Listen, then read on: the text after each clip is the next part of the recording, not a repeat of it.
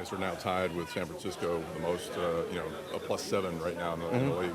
You got to be happy with the way things are going. And what maybe created that, do you think? It's just a mindset. We know that taking the ball away can change the game at any time. So we definitely make emphasis on that in practice, taking the ball away. Once you get your hands on the ball, you want to come down with it or creating it, forcing fumbles, whatever it may be. But we know takeaways is a big part of the game and help us, change the game and it gives our offense to get a chance to get the football back. So we always take pride in that. He was saying too, maybe one area you could probably maybe improve on, still punching that ball out. Oh yeah, for sure. That's the main thing. I put that on me. You know what I'm saying? So I take pride in that. And when I have my opportunities, I go for it. But everybody else, they do the same thing. So when those opportunities come, you want to see guys, attacking the football. I believe you're the only one that actually wore. Am I right? Were you the only one, man, that wore the Creamsicle that's in here? Yeah, I've just got a bullet to put in his own. So I am the only one. So I got a lot to brag about. But when I mess with guys and stuff like that, I ask them, hey, how you doing it? But nobody never wore them. So I'm the only one who could brag about it and show them how to dress it up, show them how to look in it. So I got that title right now. Which do you like better? Which uniform? Which uniform? My favorite? Yeah. Honestly, the red and pewter is my favorite. Oh yeah. Honestly, yeah.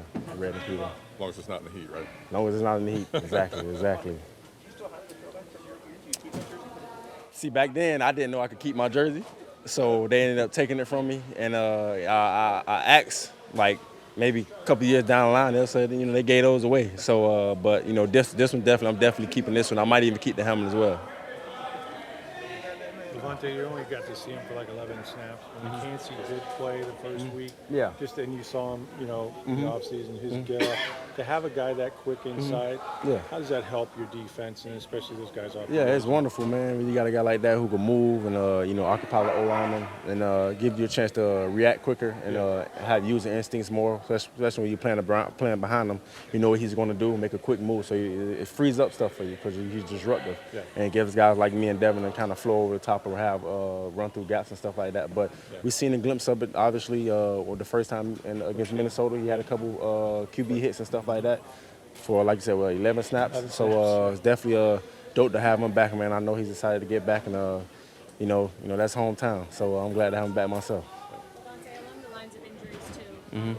Going into the bye week, pretty much the whole injury report was defensive. Yeah. How nice is it to have, hopefully a good chunk of these guys back? It's lovely, man. When you build a bond with guys and you know how they do things on the field, and you get used to working with guys, and to have all those guys back, how to communicate with them and stuff like that is really a great feeling. So our defense, is not our best when we don't have all our guys out there, but now that we have all our guys out there, we could reach our full potential. So hopefully, we can keep guys healthy, but you know how this football thing goes. So the bye week was definitely helpful for a lot of us. So it's pretty cool to get everybody back. The Lions are no longer an opponent in the division that you guys once faced years ago. But how important is a game, given the fact that they've gotten out of the gate so strong, that playoff implications maybe come down the line? That seeding could be weighed on if you beat these guys or not. Yeah. We already know what type of game it's going to be, and we know what they bring to the table.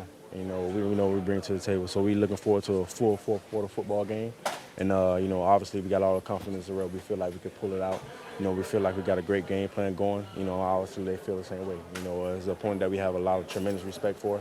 So it definitely should be a fun football game, and we're looking forward to it. Who has your most attention on that team? Shoot, everybody.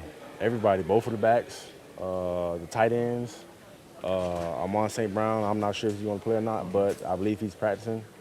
They got a lot of weapons, on the outside. They lose a lot of different guys in different ways. They give guys a lot of chance to make plays in space. So it's definitely going to be a disciplined football game for sure for us. So we need everybody to be on point, everybody to be on board, and we all know it's going to be physical. So we know that comes with it. So definitely got to be smarter.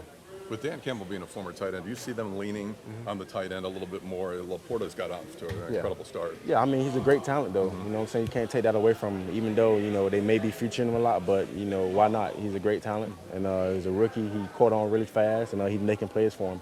And I see why they trust him. From watching the film and stuff, he makes a lot of plays for those guys, a lot of big plays, too. So definitely one of those guys who you got to circle when you're playing against him. Thanks, Lavonte. Appreciate your time.